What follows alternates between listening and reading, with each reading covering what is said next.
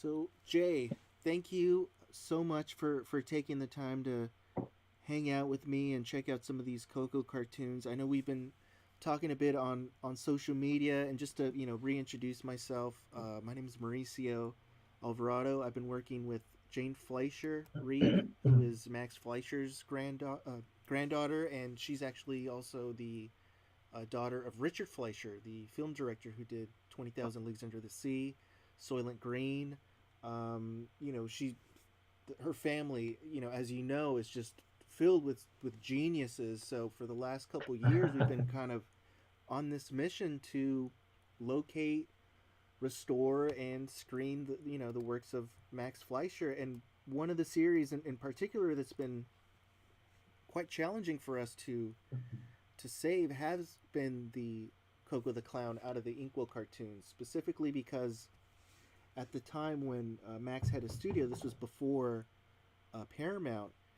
It was kind of an independent thing that he did with Out of the Inkwell Productions, and because they didn't have a big studio kind of saving all the material, keeping it in a vault, all those negatives, all those film prints were basically just scattered all over the world. So for the last couple years, we've been reaching out to the Library of Congress, the BFI, places like the Eye Museum, and we've been slowly just rediscovering these Coco cartoons. And Jane herself hasn't really seen a lot of these, and it's been kind of a fun experience for me to work with her and just marvel at how amazing these original cartoons were. But I'm curious, what's your background on the Coco cartoons? When did you first watch them? And yeah, I'm curious about that.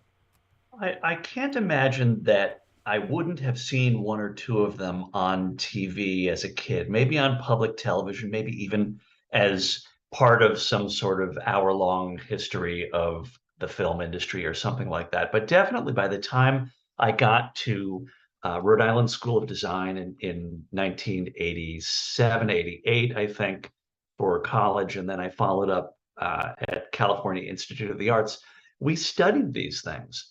And they would have had there would have been videotapes around. Certainly, you could go to Toys R Us back then, and they had a $5 bin, and you would get a videotape that would have a bunch of old Coco shorts and Bimbo shorts and Betty Boop and whatnot, and whatever had fallen into the public domain. And they were really ratty, nasty, scratched up, like roadshow prints. Maybe some had worked their way into television in the early days of television. And then they end up in the hands of someone who transfers them to nasty video. And we would see these things, and you could see stuff moving around, and it was really cool, but it didn't look very good. So probably wasn't until I got to college that I would have seen maybe some 16 millimeter prints that I'm sure had, been run through the mill quite a bit, and they weren't great. But this kind of effort that we're seeing now to restore these things is amazing. The sad part is that because, the copyrights on some of these characters are held by big corporations, they won't spend the money. There aren't big studio bucks in it for them to re-release these cartoons. So you can't convince them to restore something like this. And by the time it falls into the public domain, where do you get the prints? I'm amazed and pleased and proud of you guys that you're tracking this stuff down. Um, anyway, the bottom line is from the time that I studied animation, certainly in college, if not before, I was aware of these cartoons. You'd never see them all. It's very hard to track them all down. And we didn't always have like, the collected Coco and every episode ever made or every film ever made on DVD or whatnot. So it's amazing to see. I was always aware, but what I wasn't aware of was how they were making these things. Like I understood in a general sense some of the techniques that were used, but it wasn't until I saw the print that you sent me a week or two ago of this particular short that it was clear enough that I could look at those images and say, oh my God, they're cutting paper here. They're doing really weird things under the camera that I don't understand because it's not fully immersed. We're not fully immersed yet in cell production. The technique had existed from I think 1915, so just a few years before this at Bray Studios, where the Fleischers were working. Um, but these movies use a little bit of cell, and then they use other techniques, whatever it takes to get the image that they're after on screen. It's amazing stuff.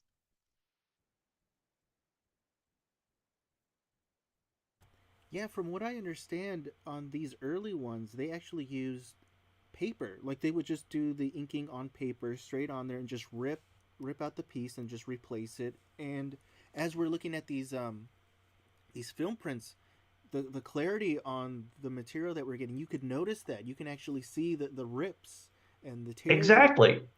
you know, Yeah, and see, I didn't know that that existed. I mean, it's not like it's completely mystifying. Oh my God, this isn't even possible. How did this happen? It made perfect sense once I saw those cut marks and rip marks that are all over this print, and you can see them now. You couldn't see them when I was a kid. At least I couldn't see them. So I'm looking at these marks, and I ran this thing over and over again just to try to process what I was seeing and what it meant. And I've since spoken to a couple of people in the industry, and they say the technique was called rip and slash.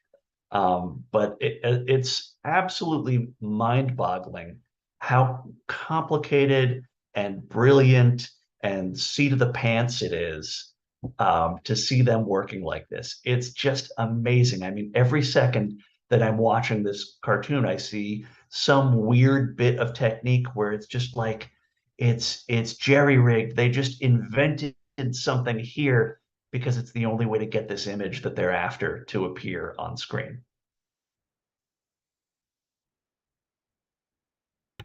what I want to show you, I want to show the audience because one of the most important thing about these cartoons specifically is that it used the technique that Max Fleischer developed was the rotoscope, which essentially is taking a bunch of photos. You take a series of photos and you could trace that and you could create more lifelike movement. And at that time, this stuff was just mind blowing because before that, the animation. I'm not sure if you've seen some of that early animation, but when a man would move, it'd be so stiff. It'd be like one Sure, pose sure. to another. So Max was given the idea of, hey, why don't you figure out how to create something that will give more of a lifelike movement. And what I want to show people right now is Coco the clown. Now, do you know, Jay, who this is? Who Coco is? Who this guy on screen is? Would you Oh, on know? screen. I'm sorry. I do not. That is Dave Fleischer. Now, Dave Okay. is the one who dressed up as the clown, and he's the one that was photographed and traced over for the Coco the Right. clown character.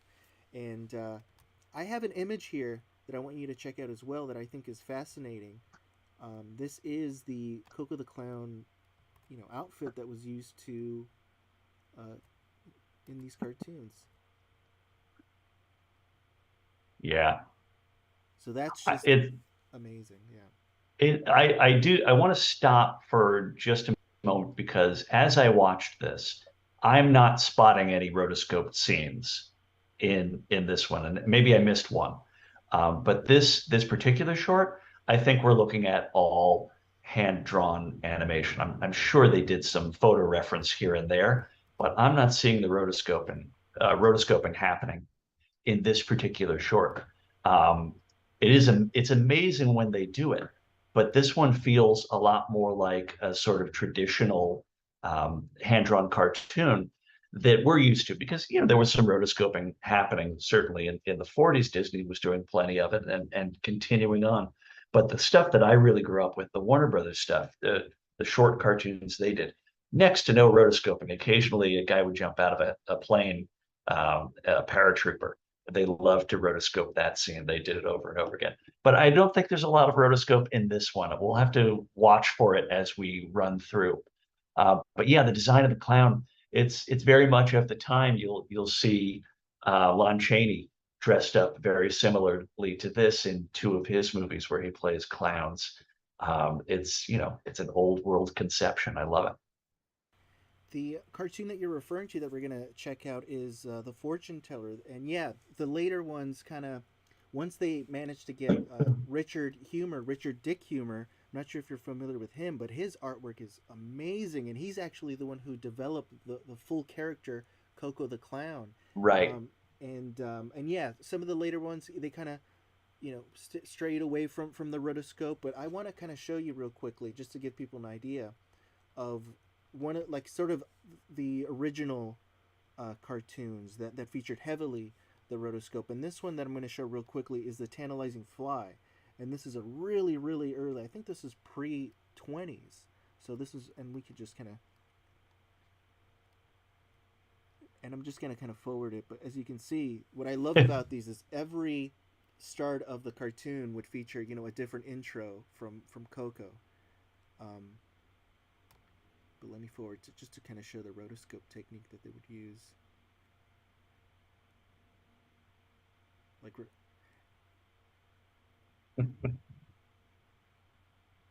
right Yeah, there. there you go. And what I noticed as we're getting a lot of these cartoons, because they would work out of an old kind of dingy studio, they would have a lot of themes involving flies. Jane and I noticed. So, so we can only assume, how much they had to deal with those rascals over there. Yeah, the proportions on the rotoscoped Coco are different, and I'm sure that there was some transitional stuff where they were rotoscoping and using like this beautiful head that Coco has in the one that we're going to watch. I love the style of this drawing. It's great. That head is much longer though than the original Coco head, where they're sort of conforming to the live action footage. And one more great invention that Max did is the rotograph, which is how Coco can be, in the real world. So they would, take a photo of the set and then kind of animate over that. Um, yeah, these early ones, the early ones are the harder to find, obviously, because they were, finding stuff from the early 20s is just so difficult. But thankfully, we've managed to get quite a few of the early ones, like Boxing Kangaroo, The Clown's Little Brother, in Wow. 35 millimeter, and they just look gorgeous. Um, and yeah, I love the fact that Max interacting with Coco is such brilliance. Like, and when people are going crazy for like Who Framed Roger Rabbit or some of these other films, I'm like, man, you got to check out the Coco cartoons. He did it, earlier, and yeah, I just love these At early the ones. beginning. Yeah, absolutely. That's something I wanted to get into a little bit. Maybe we should do it before we actually run the short. Part of I think sometimes it's hard for people to watch shorts like this now, especially young people. They don't really understand what the point of this is and why this is happening. And the stories seem kind of very thin. It's not like what we're used to. But when you have to think about it in terms of the time, so the audience at that time, for the most part, they grew up without moving images of any kind. You know, at this point, they're going to the movies. They go to the movies, they see a guy, they see a train, they see a horse. These are all things that move in real life, but cartoon drawings don't do that. We're talking about the age of newspapers. Comic strips are absolutely huge. So you've got Gasoline Alley and Little Orphan Annie and all of this stuff. Everyone is reading these things and consuming this imagery all day long, but it doesn't move. And you go to the theater now, and this thing comes on, and it is absolute magic to them. This is sorcery. It makes no sense in the real world, and we're almost 15 years into some forms of animation, certainly in film, but it's still absolute magic. Now, for us today, we don't grow up reading comic strips in the newspaper. That's not the way we consume our cartoon imagery. We grow up watching animated cartoons. It's so prevalent in our lives that we call animated cartoons cartoons. Back then, cartoon would have referred to just the drawing. So remember that when you watch this, that this is magic to the people in the theater. And these are essentially special effects movies. I've got to show you just how popular Coco was. So what I'm going to put on screen is a kid who won a costume contest in 1926. You can see that, right?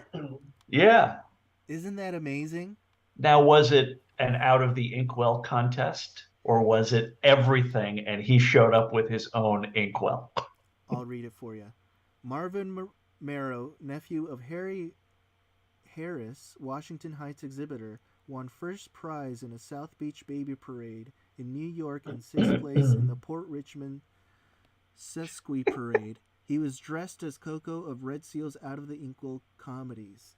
So, yeah, it was a baby parade, and not sure Wow. if he took his own inkwell, but that is just amazing to see. That's fantastic. I Um, love that. and there's even a little Coco doll up there, one of those rare German ones that I've been dying to just find, but they're like up in the thousands. But I'll go ahead and start the cartoon. The one we're going to be showing is the fortune teller, which we got from the Library of Congress.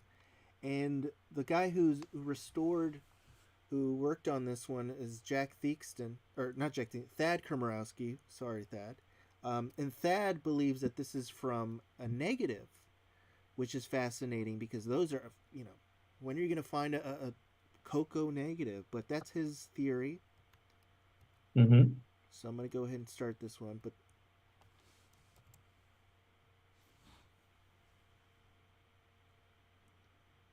So a typical opening, we always draw him first. One of the million techniques they use for animation here is animating this photo of a hand under the screen. I don't know what just happened with that ink that popped out, but it was clearly something live under the camera. There's even a moment when he dips his pen and pushes it at the paper when there's a drop of ink that comes out and it's casting a shadow. Like there's so many things about this. I watch it, I don't know how it happens.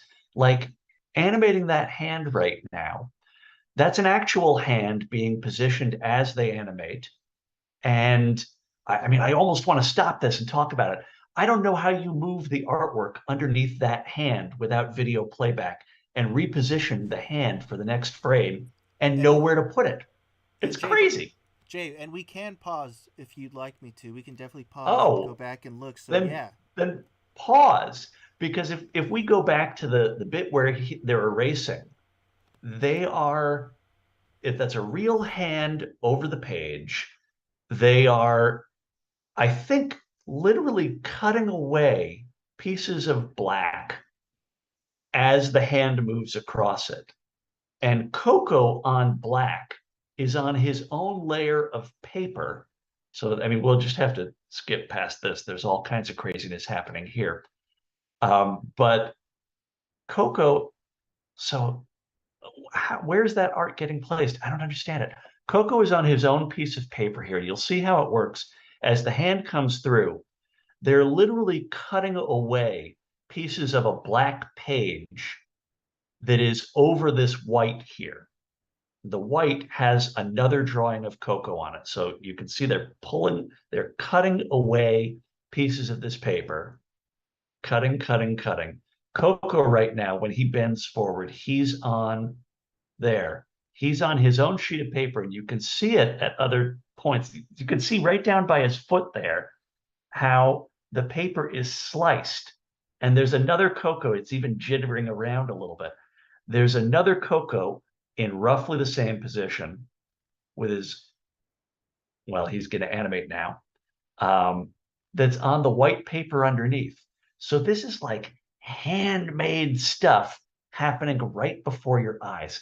It's absolutely, it's nuts. I don't want to swear. Imagine the worst swear you can think of. That's how insane this stuff is. And here's the thing I love about this. The relationship between Coco, and Max, and you can let it run. Um, it's like they're roommates. Max isn't at all impressed by the fact that this drawing is walking and talking and interacting, and neither is the fortune teller. The people on screen all accept this reality. The ones in the audience are the people who are freaking out because this magic is happening in front of them. So now, we began this with Coco pretending to be a ghost, and now Max picks up on that idea, and he's going to do the same. I love that the fortune teller is sort of pissed about Coco's involvement, like you're coming between me and my mark. It's really funny. So now has his idea. He's going to go off and dress up as a ghost like Coco did.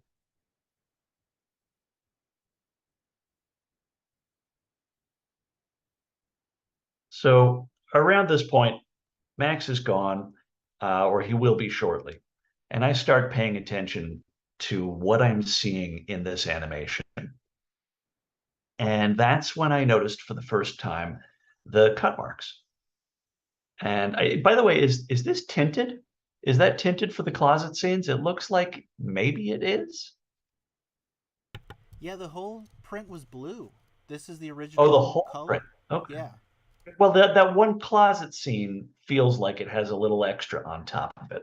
I wonder if it was distributed with, specific tinting for the closet scenes, which would make sense. It's sort of dark and secretive. So now we have extended business with Coco, and the clarity of this print is so high you can really see where all the cut marks are on the page and how that hand and the little bit of cuff on his hand there is on its own layer. So Coco is hand drawn on paper. It's not a cell here. And then his hand is on another layer entirely.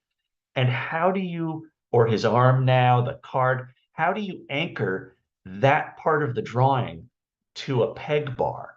And as I'm watching this, my head is just spinning. So right there, that arm with the axe crosses over the background, and they have to cut around the axe and redraw the bits of background that are obscured by the axe paper. There are moments when that bit of background at the top is on its own layer and things can pass underneath it because there's a razor cut. Yeah, you can see it like if you frame by frame that, you can see how the background is redrawn wherever the axe interferes with it because they're literally cutting the paper up over the level. Yeah, up over the level of the background. The background is most often in this sequence, it's just a sliver of paper that also has a slice underneath it.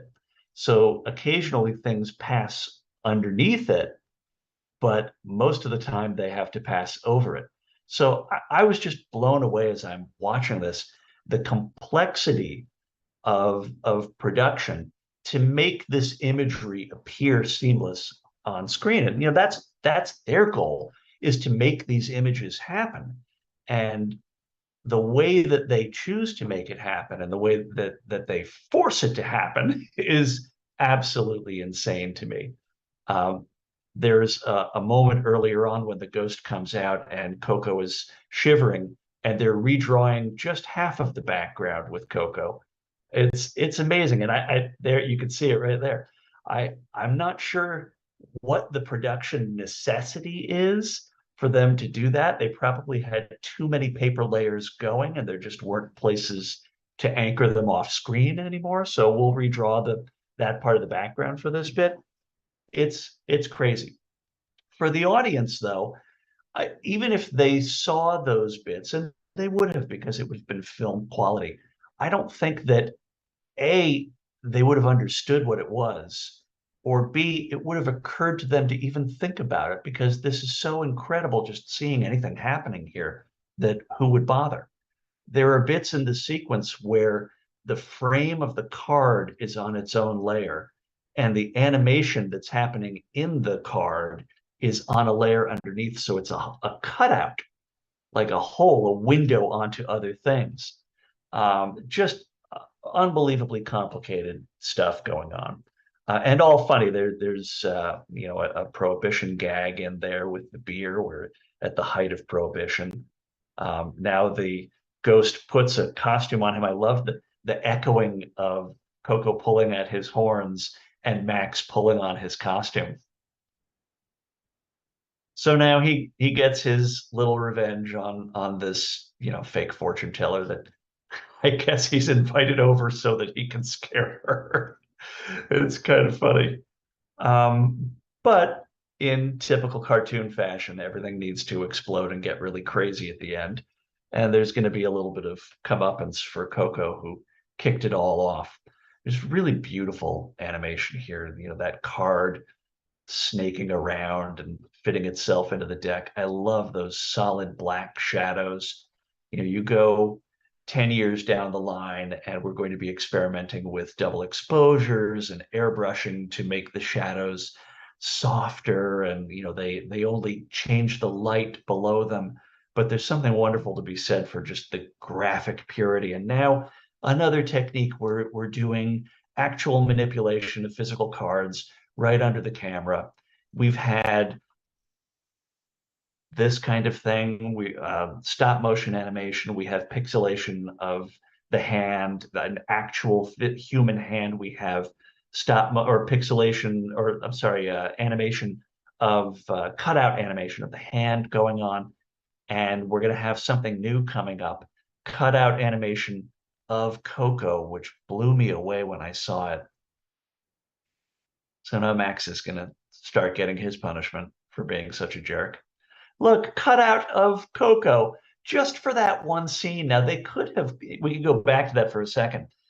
They could have done a photograph of those cards and sell animated Coco over the top. And honestly, I don't know why they didn't. It might have been a little more complicated to do those cells, but they had the production, process in place. They're going to use cell animation in the very next scene.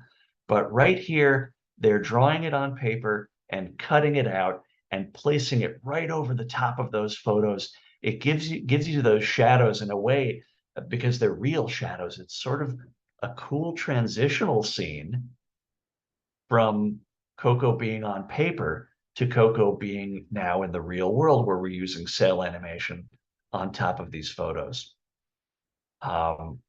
Interesting that Coco goes in here, and you kind of expect him to be setting up something to help Max out, maybe take a little revenge on the fortune teller for smashing Max with that vase. But it ends up working a different way. It's a cartoon, so we end with total chaos. We've got, photograph of a door, maybe even a model door, and then a drawn hook on the door. So they're really mixing media. Whatever it takes to get the shot, that's what they do. And Max is the guy who gets scared by Coco's little ghost trap. I love those two blinks. That was great cartoon stuff right there. And now everyone's going to pay. So Coco comes out, the first of two different kinds of animation they're going to do for Coco with a sheet on him. So now he's aping Max, who was aping him. This is great stuff. The scenes with much lighter line work really well. And look, oh my God, it's stop motion animation of a sheet, because they can. Why not? She gets scared. She runs out. And then we're just going to go over the top crazy. Now everything is coming to life. And Coco is the victim of all of it. Amazing stop motion animation stuff. And, at a big old scale. That's for real. Moving around a couch is no small feat. And the final punishment, art scissors. What could be scarier to a guy who's most often on paper? In he goes, and the real ghost shows up. That the one effect in this thing that doesn't really go is the double exposure on that hand. when it reaches down and grabs the cap of the inkwell. I was just saying, oh, why didn't you guys have an actual cap there until the frame before it contacts, so we could really see it and know that that's what he was grabbing. But my guess is that the audience had seen so many of these shorts at this time, and Coco was so well known, the format was so well known that they got it. I mean, you can see the cap in the previous scene. Um, so if you're paying attention, you know it's there, and certainly they know the format. But right there, oh, just those two frames, those few frames, if they had done a real cap, it would be really nice. But what a great ending, that nasty hand with those giant fingernails, because ghosts have giant pointy fingernails. Why not? It certainly makes the distinction between the ghost hand and Max's hand, which we've seen a couple of times. And I think even standing in for the fortune teller's hand, it didn't look particularly like a girl's hand there, but in the context of the film, you know what it is. Yeah, to your point, the fact that they're incorporating all these different mediums, the stop motion, you know, all the animation is just so fascinating to see, and the fact that this was done early in the 20s. I mean, nobody's doing this anymore, and they didn't have computers or anything too high tech. This was just all on their own, and sometimes these guys would have to invent this stuff just to kind of make it happen. And I kind of want to go Right. back to. I want to show you a couple of these scenes right here because they show a little what you were talking about, the cut technique. Would you say it was the cut and rip and tear technique? What was it called? It is called Rip and Slash. Rip and slash. Do you see right here And on the sides of Coco? yes, And then that's how you can notice that it's just a piece of right. And paper. they're all over the place. If you look at the top right-hand corner there, you can see the cut for the background. So the background is just a sliver of paper sitting over all of the white. It's a foreground layer essentially, and but not every time, because occasionally something needs to cross over it.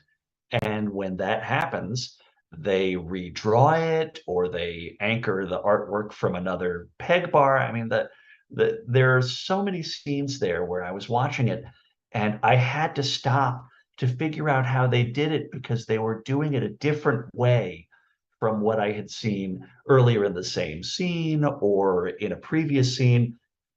Probably just because the number of layers was starting to stack up. And there are certain things you can't do when there's another layer in front of it or behind it. That's how you end up with those scenes with the card where they've got a cutout, like it's a window onto artwork. But there's a moment where the ghost first appears in the card and it swirls around. And I think it may have been completely unmoored pieces of paper, little circular pieces of paper that they were just laying over the top of the card because they had run out of places to anchor artwork. I mean, every scene, just where you were, there were so many cuts on that piece of paper, anything with the card in it. There's so much going on. It's absolutely amazing. So you've got a cut there that's going around the card, and I think the card is covering the background. So where there's that little bit of tree behind the right side of the card, that's on the same layer as the card. Now you've got multiple layers here. The arm is on one, the ghost is on another, Coco's on another. It's like little slivers of paper all over the place. And occasionally one of them, the artwork will pass underneath another. So you'll end up with Coco's hand cut off a little bit, like fingertips will be missing. It's nuts. It's a miracle that any of it ever worked. The stuff that kills me is watching the pixelation of the hand when it's wrestling with the sheet that Coco's wearing early on in the short, or the basket that the ghost first comes out of. I don't know how you get that artwork registered onto the platen underneath that hand. Like this, I understand because that's just cutout animation. It can be anchored off screen. The second, and that, yeah, there's that bit with the drop. coming out, and it's a physical drop. It's casting a shadow. It's crazy. So once you start working with a real hand here, and you have artwork that's underneath the glass, presumably on the table underneath that hand, how do you change the artwork without losing the position in both in space and the finger position of that hand? Because you have to move. I mean, this one doesn't move around a lot, but when he's wrestling with the sheet, there's a lot of it, and they are animating that hand. The finger positions are changing because it's doing specific things. How is that artwork getting down there? Is that a cutout that they can just slide under his finger, or is it anchored off screen and there are scenes more complicated than this that are doing that kind of thing? Like if these guys had created a stationary glass and a bottom loading platen. And I wish I could explain what that means. But normally, when you have the glass over your artwork, the glass has a hinge at the back. You lift up the glass, you put the artwork down, you lower the glass. But what if the glass were stationary and the bottom underneath where they're anchoring the artwork were the part that was swinging? Then you could keep your hand in one position on top of the glass while they changed the art. Like that's I don't know that they did that, but I had to think about that while I was watching this because everything I'm seeing here is miraculous. Like if we did this now, we would have video playback and you'd be able to look at the previous frame and do a double exposure with your hand under the camera and make sure it was placed the way you wanted it to be. But they couldn't do that back then. They're working completely blind. It's every bit of this is miraculous. These guys were absolute geniuses. I love it. Now, would you be open to checking out this next one? Easily one of my favorite cartoons, and this was a really rare one. Would you be open to checking this one out? Yeah, I'll check it out. I don't know if I can say anything intelligent about it, but I'll Whatever certainly comes try. whatever comes to mind, but this one is definitely top Coco cartoons. This one is called The Puzzle. And these titles, by the way, if you see these titles, you know you're Underneath, watching. those titles, by the way, are underneath. So most often you see titles and they'll have that kind of artwork there, the house style artwork, the inkwell and the frame around it, the copyright notice. And stuff like this would be animated on cell above, um, or optically printed later or whatever. These guys have it on cards. You can see the cutout there. So they're sliding these cards in underneath. It's great. It's got such a great handmade feel to it.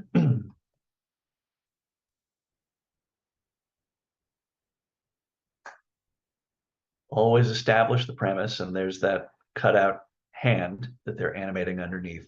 I noticed in the previous one that when the hand drew the background, essentially the background was fully drawn, and they were either revealing the background by having white paper underneath that cutout hand, or cutting the background as the hand went through and then reversing the film.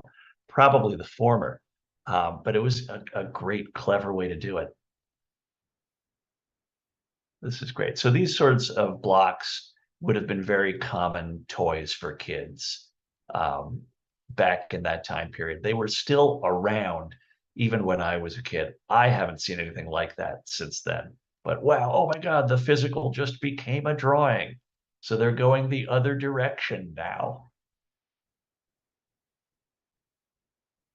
Like, an awareness of their own gag that they're going from drawing to the physical world and now they're moving back. I mean, this, in a way, it reminds me of the kind of thing we did on Phineas and Ferb, where we had a very, very specific format. And then every episode is about pushing that format and making fun of that format.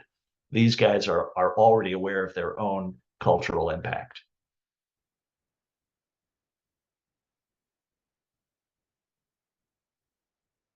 And again, that great dynamic where there's nothing shocking about Coco to Max.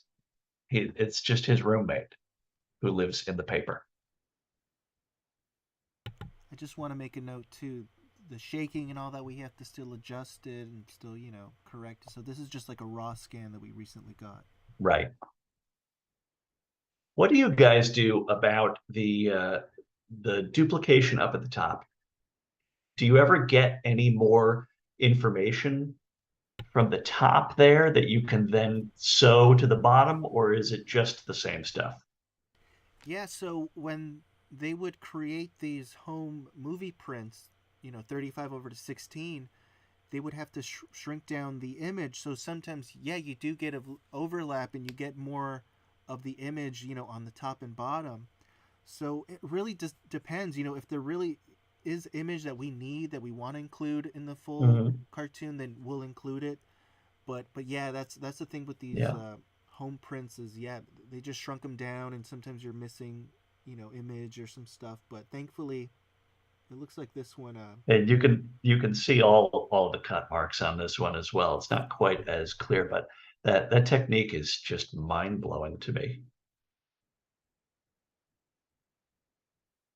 I Is can there actually, yeah. I can only assume that technique has not been used since then, or maybe there's a couple of indie people kind of doing that, but yeah, just the Yeah, I time mean, and effort is just crazy to think I about. I think there are always people in the independent world. I mean, that's where I got started when I began my animation education at Rhode Island School of Design. It was in a department that at Cal Arts they would have called motion graphics. They were not all that interested in making Hollywood style animation and the cell process. They didn't care whether you were, pushing around beads or whatever under the camera or working with paint or a pin screen. It was just about creating a look. So I think there are always people who are going to want an interesting look, but the need for this production technique to create the look of a moving drawn cartoon, the need doesn't exist anymore. So if anyone were to work like this, I think they would be working as hard as they could to make sure you saw the technique they were using, because why do it otherwise? And B, it would be odd and maybe a weird sort of purism. But there are always other things that people are doing that are very difficult and weird. The only way to get that particular effect, I think everyone thinks of computers as the way to eliminate that need to innovate or to use unusual techniques. But if we've learned anything from the last 15, 20 years of movies, it's that nothing beats real. So, I think that people who do independent animation will continue using really cool techniques like this as long as that's the only way to get that look. And speaking of real, the reason I paused it right here, I want you to check this out because it looks like they created, um, uh, you know, what do you call it? Where you'll see what I'm talking about. Like is animated here, but this right here, it's just a cutout, That's a cutout. right? Yeah, You can see the shadows exactly. on there. So, right, he's not animating underneath. They wanted that image to stay rock solid. So they are pulling a sheet of paper that has this foreground building drawn on it, and it's got holes. So the Coco image stays anchored, maybe to the bottom or to the top, and then the background image is sliding along and revealing Coco. So, just they're going to do whatever they need to do to get the shot they want. And, they're certainly capable of animating Coco. They were doing it up until this very moment.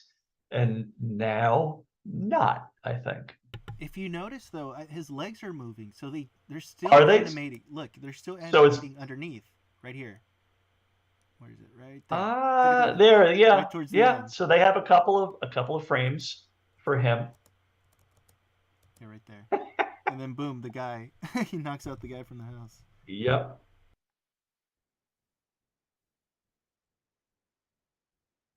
right. Amazing. It also looks like doing a little bit of a wash on the sky, a tone wash on the sky behind the buildings and the buildings themselves there. Okay, so now we're into I mean, that went by so fast, I don't even know what technique they're using there. But holy moly, animating that fence in perspective, that's some crazy stuff right there. And the Fleischers never got over that. They loved doing that. I mean, you look at Bimbo's Initiation, a couple of years later, they're doing the same kind of thing, except curving and with tone and shadows. They were insane. Oh, amazing. Yeah, this is, I mean, the drawing here is really ambitious. Look, that's cutout animation. That's crazy. Yeah, the level of ambition in the drawing here is just amazing, considering they're working with such strange techniques. This cutout stuff. There's probably more going on here. I would have to sit down with this and really analyze it. Like my gut tells me, oh, this is cut out here, but how would I do this if I didn't have a cell? Is there a cell happening? There's just a lot going on. Wow. How come you didn't give me this one? Was saving it for you. Yeah, I love this one. This one just features so much awesome technique in it. I mean, Yeah, you should hand this out to someone who can really devote a lot of time to it. It doesn't have to be me. I don't care. But to do this as a throwaway at the tail end of another one is a shame. So yeah, now you've got paper cutout animation happening live under the camera. I'm sure some of it, maybe some of it is anchored off screen, but those pieces of paper were not. So they're just working live under the camera. Wow. Yeah, this is crazy.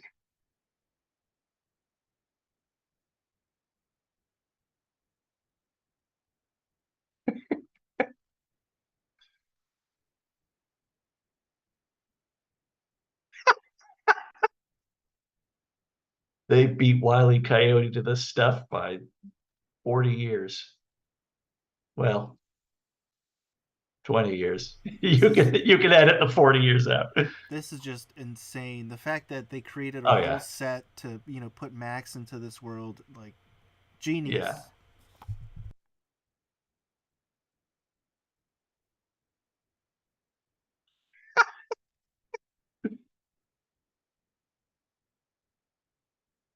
Yeah, this is great. And I don't know what an audience back then would have thought about this. I mean, so much about this makes no sense in their lives at all. I mean, this is somewhat familiar territory when you start thinking about things like Alice in Wonderland that they were familiar with, and The Wizard of Oz, and there had been fantastic stuff before. Wow, look at them go! God, they're so crazy. But there's just so much happening here. They're blowing out so much stuff, incredible ideas, unbelievable visuals that could not have existed just a few years earlier, if not the day before. It's amazing.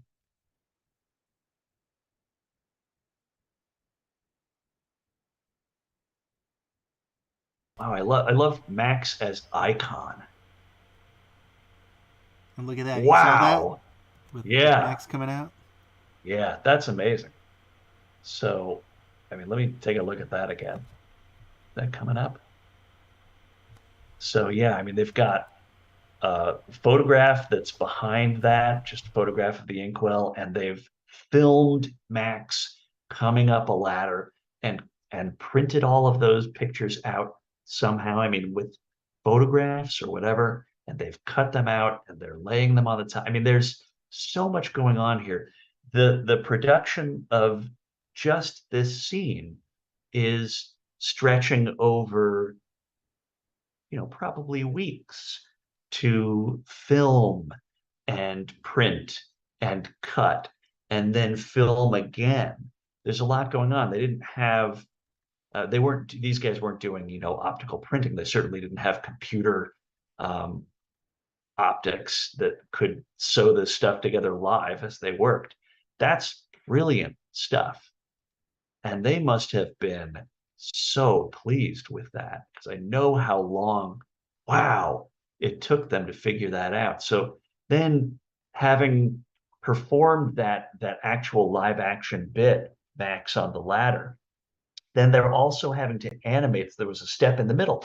They had to animate Coco being grabbed and pulled back.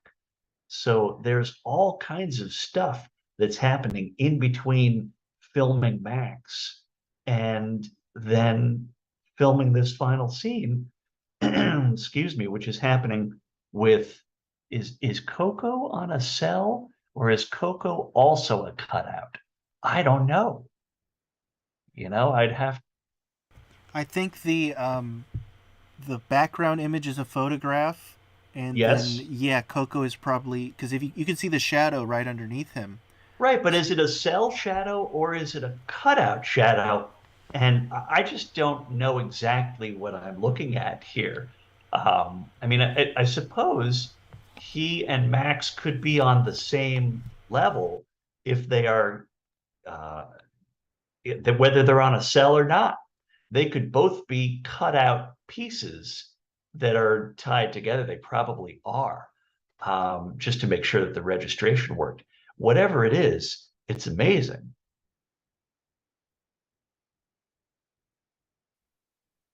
So yeah, this one is easily one of the best, I think, of the Coco cartoons because it shows you, all the different techniques that they would use, live sets and the Mm-hmm. rotograph and all that.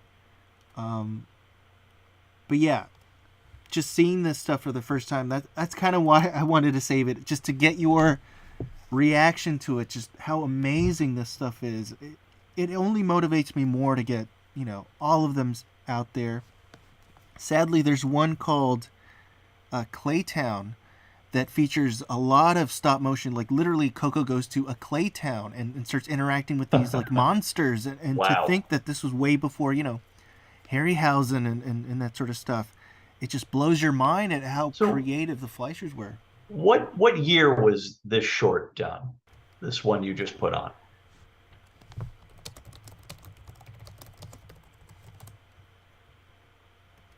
1923. So this is the same year.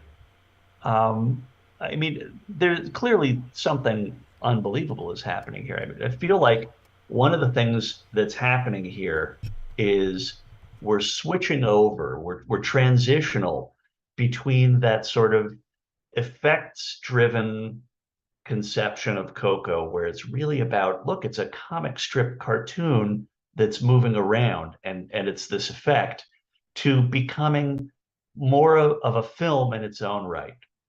The setup is very constrained in the other one. Coco is primarily on one background. He's interacting with a single prop. There are no animated backgrounds.